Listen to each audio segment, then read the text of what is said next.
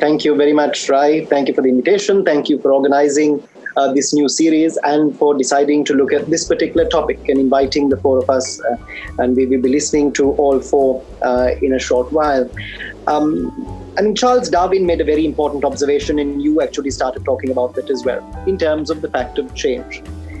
He very interestingly noted that it is not the strongest of the species that survives, nor the most intelligent.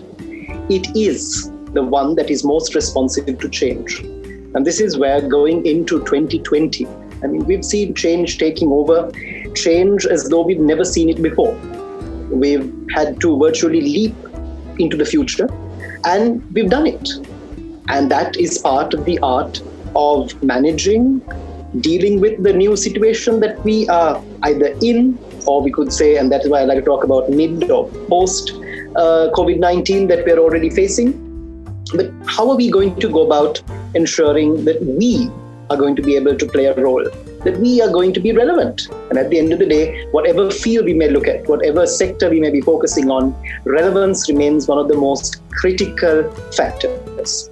How do we ensure that what has to be done, what has been done, what is being done, and what is going to be done in the future is going to remain relevant for all of us, not only in Sri Lanka, but also for us around the world, in terms of how we are going to deal with this new change. So, first and foremost, you've asked me to look at the international relations aspect, to look at foreign policy, to look at what we're going to be doing 5 years from now, 1 year from now, 6 months from now. How do we go about bringing about some kind of change? And in order to carry out a SWOT analysis, I would just start off with the presentation now in terms of what we would be looking at.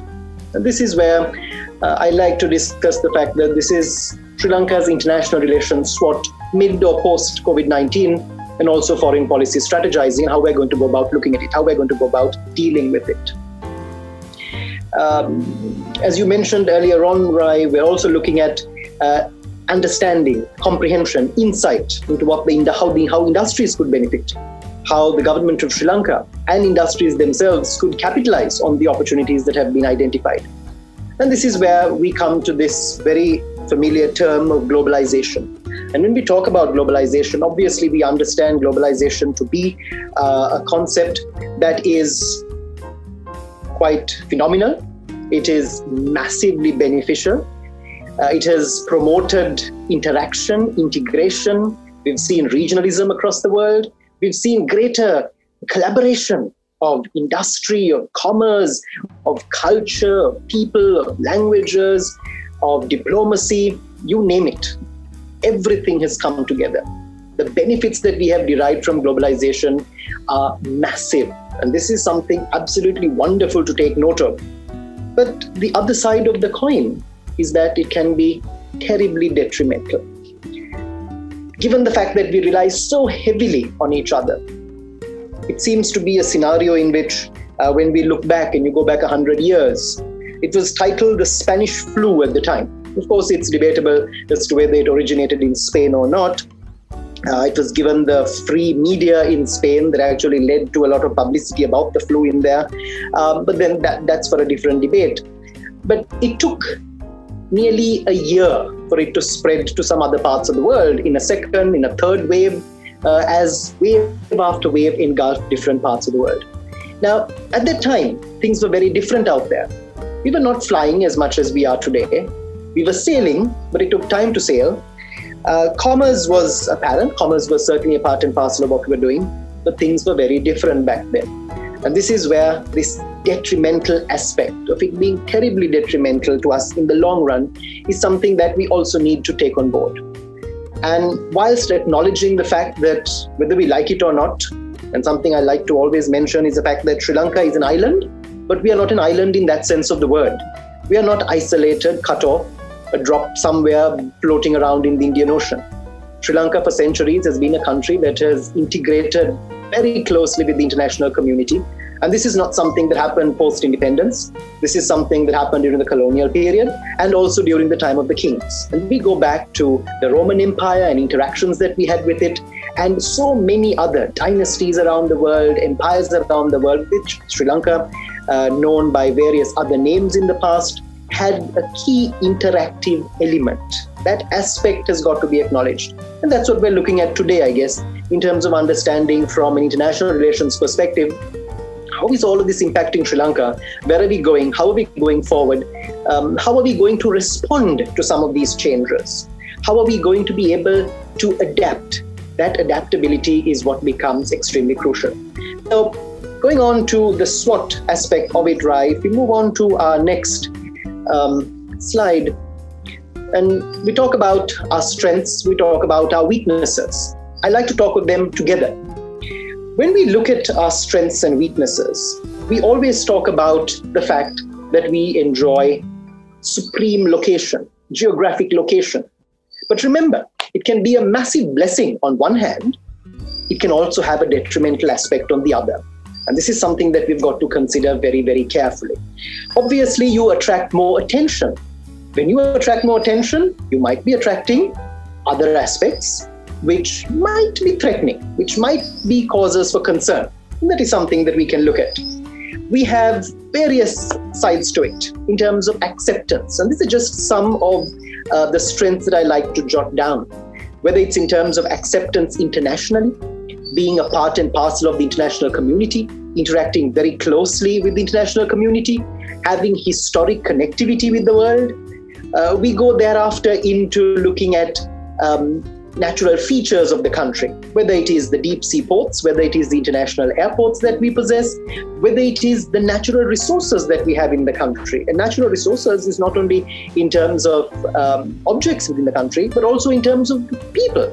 We've got skilled labor, we've got unskilled labor, we've got a plethora of resources, as opposed to other countries which might be much smaller than us, much larger than us, that do not enjoy the same degree of resource base. We look at the seas around us. We're surrounded by them. The extent of sea that belongs to Sri Lanka, extending along the continental shelf. Now, these are aspects that are hitherto unexplored right now. But of course, in time to come, we're going to have to look at how we are going to be able to look at encapsulating the sea, the land, the air, the energy that we derive out of it, whether it be in terms of wave energy, whether it be in terms of wind energy. How are we gearing up for later on? And these are all wonderful strengths that we have in our armory. Other basic facilities include oil storage facilities. We've got labor regulations in place. The regulatory frameworks are there. The policy frameworks are being drawn up. Sri Lanka is a vibrant democracy and has been for a long period of time. We are very close to international shipping lanes. We enjoy wonderful climatic conditions, which are extremely suitable, extremely opportune for the building of various forms of industry. These are all factors that we need to take on board. But of course, like I mentioned at the beginning of this particular slide, there's also the weakness side of it. How much have we tapped into the skilled and unskilled labor resources that we have within our country?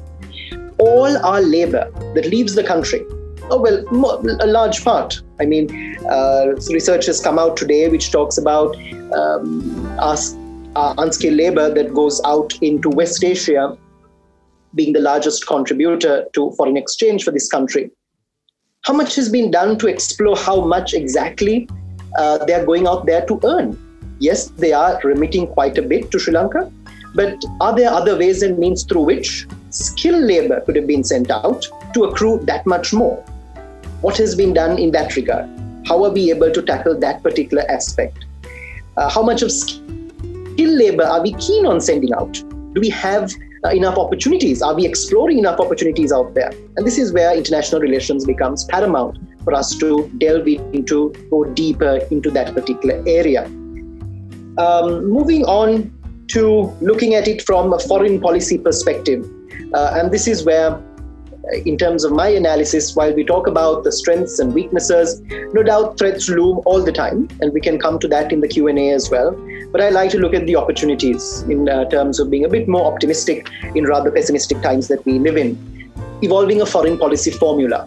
And we're coming to this point in time where we're going to need to look at, in order to support industry, in order to support commerce within the country, what kind of measures are being taken by the foreign policy establishment? And this is looking at three particular areas: the Indian Ocean region, the 5G, as well as the 11P. And I'll go into what exactly the 5G and the 11P are. So when we talk about the IOR, or the Indian Ocean region, which is on our next slide, when we talk about the Indian Ocean region, we're looking at all countries which belong to IORA, or the Indian Ocean Rim Association. Now, countries that belong to the Indian Ocean obviously share. We are divided by the Indian Ocean, but we're also connected by the Indian Ocean. Whether it be countries in our neighborhood, countries that are in SAARC, countries that are in BIMSTEC, another wonderful resource base for us to build on. All of these countries and us together, we provide immense amount of opportunities for collaboration. IORA took a very informative step of moving forward, where we had leaders meeting, and this happened a couple of years ago. Of course, it's usually a grouping that meets at the level of foreign ministers.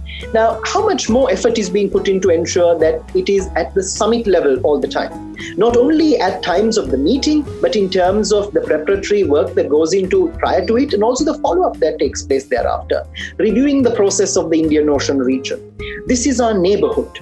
You and I may not like our neighbors, and we might be able to shift to another house, buy another house. Countries can't do that. We're stuck with our neighbors. We've got to work with our neighbors. We've got to make sure that our neighborhood works. And this is where the Indian Ocean region becomes our first area of priority, because we've got to make sure that in case of a calamity, a disaster, we've seen that through experience. Who are the first countries that come to our defense? Who are the first countries that support us? Who are the first countries that speak out on our behalf? This is where the neighborhood policy becomes extremely relevant in focusing on all countries in the Indian Ocean region. We move then to the next category, and that is talking about the 5G, or like what I like to know as talk about 5 groupings. And this is where Sri Lanka enjoys immense opportunity from these groupings. We look at ASEAN, the Association for Southeast Asian Nations. Sri Lanka tried to join ASEAN, or was on the brink of joining ASEAN back in 1967. For some reason, we did not join. We tried at the end of the 70s. 10 years later, things had changed quite drastically, and we were not an attractive member anymore, or a prospective member, and we did not join. There was a moratorium on membership for a long time. Sri Lanka meets with ASEAN on the sidelines of the ASEAN summit through the ARF, the ASEAN Regional Forum. Now, how much more opportunity exists within the ARF? The ARF brings together countries like North and South Korea, the United States, China. It brings together a whole spectrum of countries who are extremely critical, who are focusing on Southeast Asia. And this is where we have a natural connection with Southeast Asia, not only geographically, but also in terms of BIMSTEC. BIMSTEC is one of our key connecting factors. So this is where we have a golden opportunity there. The African Union just coming up, just rising. New areas of development, Ethiopia, the headquarters of the African Union, changing very, very fast. Integration, working with it, looking for more opportunities. Countries in the African Union are not countries that we turn to when we need support, when we need some kind of international collaboration, when we have a resolution, when we have a vote. That is not when we turn to countries in the African Union. Countries in the African Union need to be worked with, collaborated with, making sure that we stick to that very famous statement of Cardinal Richelieu, which goes back to the 15th or 16th centuries. And he talks about diplomacy being an ongoing process, a durable process, not opportunistic advances. It becomes very apparent when that takes place. The Commonwealth, the third grouping, gaining much more opportunity. The Commonwealth is the only forum through which we see a platform on which political leadership, the business community, the youth of countries, and civil society all converge under one theme, under one topic. Now, this does not happen elsewhere.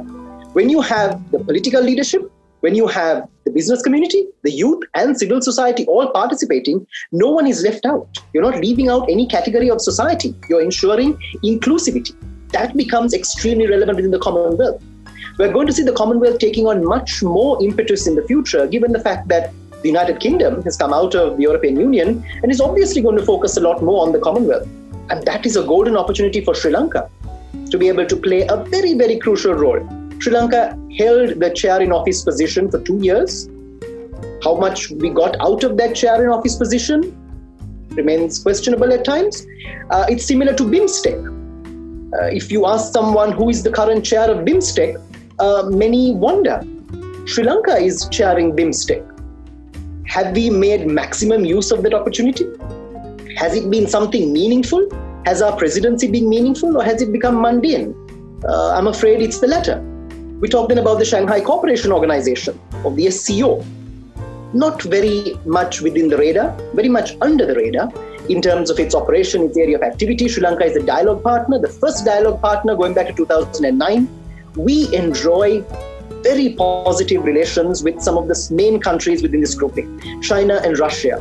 You also now have India and Pakistan coming on board as full members, as well as the Central Asian countries, Kazakhstan, Kyrgyzstan, Uzbekistan, and Tajikistan. Now, once these countries have come together, Sri Lanka has a wonderful opportunity to up membership. We've been a dialogue partner for long enough. Other countries are making maximum use of the SCO. It's highly questionable what we have done.